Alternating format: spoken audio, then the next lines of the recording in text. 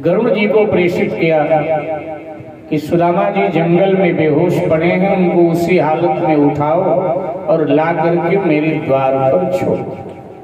गरुड़ जी ने उसी हालत में जाकर सुदामा जी को उठाया और ला करके भगवान श्री कृष्ण के राजमहल के प्रमुख द्वार पर छोड़ दिया।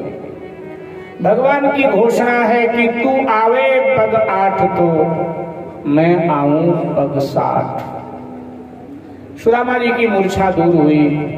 वहां द्वारपाल खड़े थे, द्वारपालों से पूछा, भैया हमें द्वारिका जाना है, थोड़ा मार्गदर्शन करो। और ये कौन सा नगर है? द्वारपालों ने कहा, ब्राह्मण देवता द्वारिका में द्वारिकाधीश भगवान के राजमहल के द्वार पर खड़े। बताओ किससे मिलना है? यही है द्वारिकाधीश का राजमहल, द्वारिका यही। हाँ, लेकिन भैया द्वारिका तो हमारे गांव से बहुत दूर है, कई दिन लग जाते हैं द्वारिका पहुंचने, और मैं अभी चला और इतनी जल्दी कैसे पहुंच गया? द्वारपालों ने कहा, ब्राह्मण देवता ये तो नहीं पता कि इतनी जल्दी आप कैसे पहुंच गए, लेकिन आप विश्वास कीजिए ये पक्का है कि यही द्वारिका है और ये द्वारिकाधीश का राजमहल का मुख्य द्वार है। तो भैया मुझे द्वारिकाधीश से ही मिलना है, जाकर उनको सूचित करो। द्वारपालों को लगा कि गरीब ब्राह्मण है, कुछ मांगने आया होगा। द्वारपालों ने कहा कि ब्राह्मण देवता भगवान का आदेश है कि कोई गरीब, दुखी, दीन, साधु, ब्राह्मण ऐसे लोग आवे तो जो मांगे उनको दे दिया करो। तो भगवान ने हमें अधिकार दे रखा है, जो आपको चाहिए जो मांगोगे मिल जाएगा। बोले मांगने नहीं आए, हम तो मिलने आए हैं।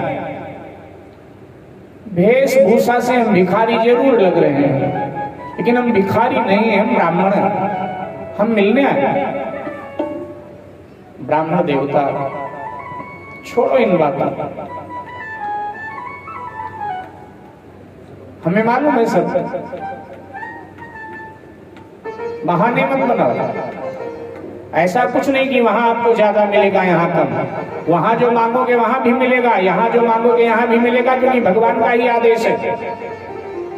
और ये जिद छोड़ो मिलने की। बड़े बड़े राजे महाराजे आते हैं, महीनों कतार में खड़े रहते हैं, तो कहीं नंबर आता है भगवान से मिलने का। आप तो गरीब आदमी हो, कैसे मिलोगे? बोले हमारे वो मित्र हैं। द्वारपाल हंसने लगे, बोले आपके मित्र हैं, ऐसी बातें कर रहे हैं? महाराज हमने कभी नहीं सुना कि एक राजा एक गरीब से मित्रता करे। अरे गरीब की गरीब से मित्रता होती है, राजा की मित्रता राजा से होती है, आपसे क्यों मित्रता करेगा? आश्चर्य हुआ द्वारपालों, हमने कभी सुना नहीं ऐसा। द्वारपाल कहने लगे, मेरे भाई बहन आश्चर्य वाली बात भी। एक बार अकबर ने रहीम जी से पूछा कि जब से दुनिया बनी तब से अब तक कितने बड़े लोग हुए? तो रहीम जी ने कहा, हुजूर जब से दुनिया बनी तब से अब तक 2 लोग बड़े हुए। बोले कौन से 2 लोग बड़े हुए? बोले भगवान राम और भगवान श्री कृष्ण, श्री राम और श्री कृष्ण। अकबर ने कहा बस और कोई बड़ा नहीं हुआ? बोले नहीं। तो अकबर ने कहा तुम्हारे बड़े की परिभाषा क्या है? और तब रहीम जी ने कहा, वो कवि है, कविता में उत्तर दिया। रहीम जी ने कहा कि जे गरीब कर हित करे ते रहीम बड़ लो, कहा सुदामा बापुरो कृष्ण मिताई। जो गरीब का हित करते हैं वही बड़े हो। जो गरीब को कहते हैं कि तुम हमारे हो, भरे समाज में जो गरीब को, उपेक्षित को, दीनहीन को जो अपने सीने से लगा लेते हैं, बड़े वही लोग होते हैं। और ये काम भगवान श्री राम ने किया है, ये काम भगवान श्री कृष्ण ने किया है। निषाद राज ने सुना कि भगवान श्री राम लक्ष्मण सीता जी सहित इधर आ रहे हैं, तो निषाद को लगा मैं सामने जाऊंगा, अगर भगवान हमारी ओर देख देंगे तो मैं धन्य धन्य हो जाऊंगा। मैं अछूत जाति से हूं, मेरी परछाई पड़ जाए तो लोग स्नान करते हैं, तो भगवान हमारी ओर देख देंगे ना, यही मेरे लिए बहुत होगा। लेकिन निषाद राज जब भगवान के सामने आया, श्री राम के सामने जब निषाद राज आया और निषाद ने अपना परिचय दिया कि मैं ये सिंहबेरपुर का गुहराज निषाद, मैं आपको प्रणाम करता हूँ, दूर से प्रणाम किया। दौड़कर भगवान श्री राम ने जब निषाद राज को अपने बाहों में भर लिया तो निषाद राज के कल्पना से बाहर का दृश्य था। उसने कल्पना भी नहीं किया था कि कभी ऐसा भी होगा।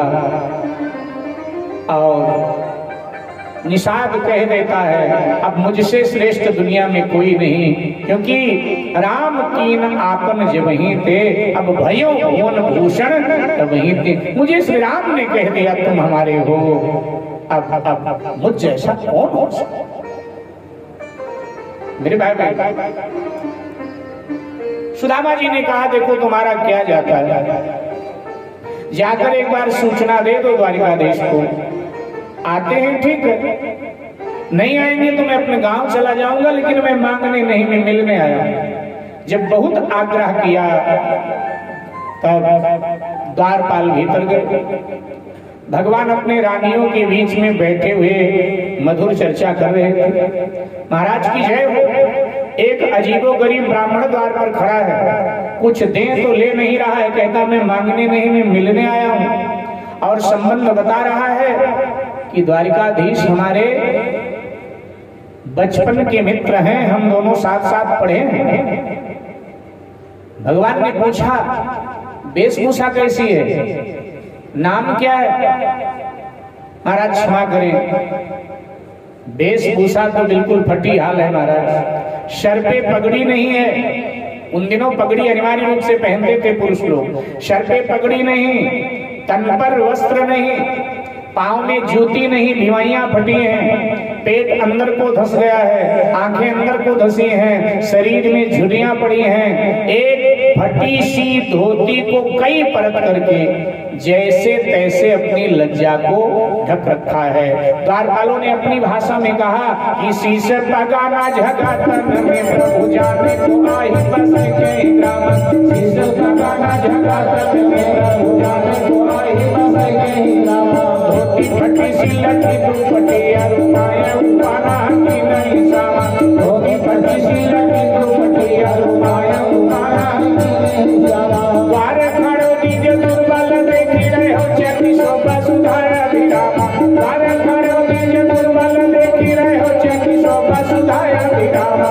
पूछत दीन दयाल